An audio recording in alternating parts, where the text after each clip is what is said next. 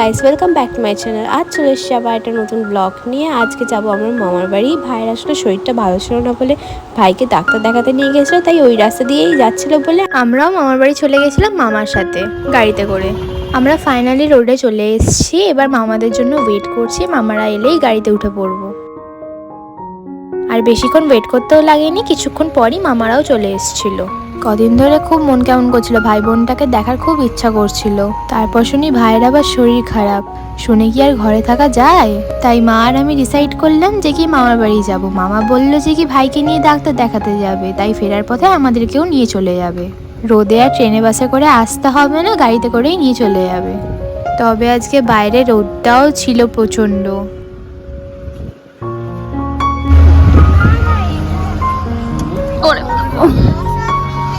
আচ্ছা, ডাক্তারবাবু কি বললো তোমায়? তাই দেখি চলে এসো। শরীরটা আগে থেকেই খুব টায়ার্ড ছিল, তাই গাড়িতে উঠে চুপচাপ বসে পড়েছিলাম। আর আমার ভাই সামনে থেকে পিছনে চলে এসেছিল মায়ের কাছে। আমার মাকেও খুব ভালোবাসে, মানে ওর পিসিকে। এরপর তোমরা আমার ভাইয়ের কিউট কিউট কথাগুলো শোনো, তোমাদের মন ছুঁয়ে যাবে।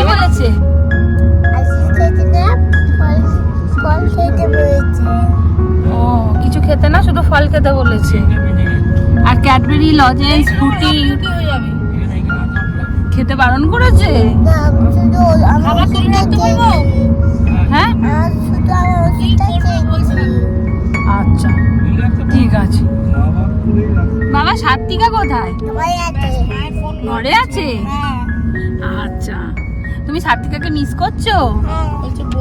আচ্ছা, তুমি নিয়ে এলে না কেন তোমার সাথে? নাম্বারটা বলে এরকম।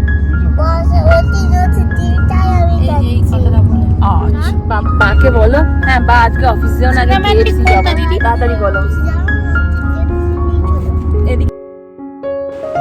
মা আর মামি কত গল্প করছে, তার সাথে কত হাসাহাসি। এর মধ্যে যে কখন মামার বাড়ি পৌঁছে গেলাম বোঝাই যায়নি।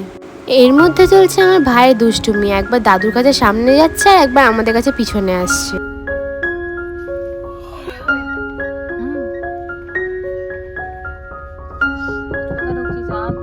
আমার দাদুন মামাকে হেল্প করে দিচ্ছে বাড়ির ভিতরে গাড়িটাকে পার্ক করার জন্য। ফাইনালি আমরা বাড়ি চলে এসেছি। মামা গাড়ি পার্ক করছে আর আমরা এক এক করে নামছি। আমার চ্যানেলটাকে সাবস্ক্রাইব করে দেবে, পাশে থাকা বেল আইকনটায় ক্লিক করে দেবে, যাতে আমার সব ভিডিও নোটিফিকেশনের থ্রুতে তোমাদের কাছে পৌঁছে যায়। তোমাদের সাপোর্ট আর তোমাদের পাশে থাকা আমার খুবই জরুরি। আমার ভিডিওগুলো তোমরা খুব করে দেখো। তোমাদের ভালোবাসা ও সাপোর্টটা আমার খুবই দরকার, তাই আমার ভিডিও তোমরা খুব বেশি করে দেখো।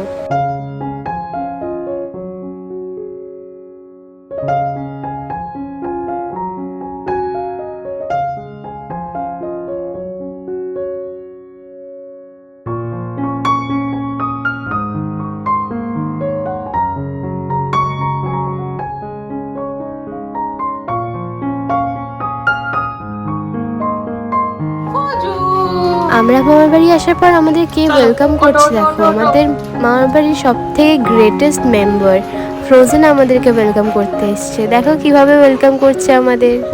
আর শুধু আমাদের না, বাড়িতে যেই আসে তাদেরকেই ও এরকম ভাবেই ওয়েলকাম করে। কাকিমা ভালো? আমার বোনের হাসিটা দেখো, এটা হচ্ছে লাখ টাকার হাসি। কি কিউট লাগছে না আমার বোনকে যখন হাসছে। এই বুড়ি, দেখি হাসি দেখ না। ফুটি কোথা থেকে আনলাম বাবা? ডাক্তারবাবু তো তোমায় ফুটি খেতে বারণ করেছে। সাবধানে যাবি ভাই। না বাবা, ব্যাগে ফুটি নেই, সি উঠছে আস্তে আস্তে। আমার ভাই ফুটি পায়নি বলে কত কষ্ট পেয়েছে। আসলে ওর পেটের একটু প্রবলেম হয়েছে তো, তাই ওকে দেওয়া হয়নি। আমাদের বাড়ি ঢুকিয়ে মামা অফিস চলে গেল। মামারও খুব লেট হয়ে গেছিলো অফিস যেতে, তাই বাড়ি ঢুকতে না ঢুকতেই মামা অফিস চলে গেছিলো। আমার বোনকে তো তোমরা নিশ্চয়ই দেখেছো। আমার বোন আমাকে দেখে কত খুশি, কত হাসি ওর। এখন আমি এখানে বিজি আমার ভাই বোনের সাথে খেলা করতে। দেখো দুজনে কেমন বসে বসে খেলছে।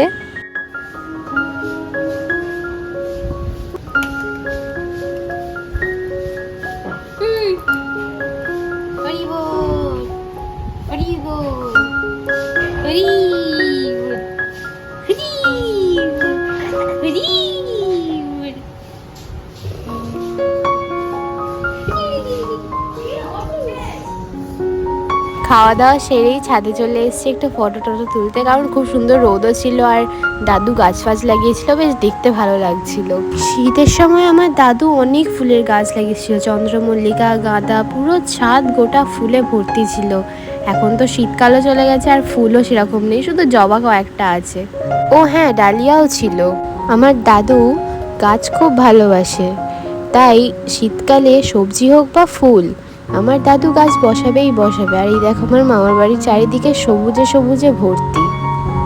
আর এইটা আমার মামার বাড়ি, তোমরা দেখে নাও সবাই।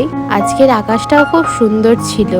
আর এই যে সূর্যি মামা গোটা আকাশ জুড়ে তার রাজত্ব চালাচ্ছে। দেখো কি সুন্দর একটা ভিউ, নীলের সাথে সবুজের একটা আলাদাই কম্বিনেশন, চোখ যেন জুড়িয়ে যায়। আজকের মতন ব্লগটা এখানেই শেষ করছি। ভালো লাগলে অবশ্যই like, share and subscribe must. দেখা হবে নেক্সট ভিডিওতে। তোমরা সবাই ভালো থেকো, টাটা।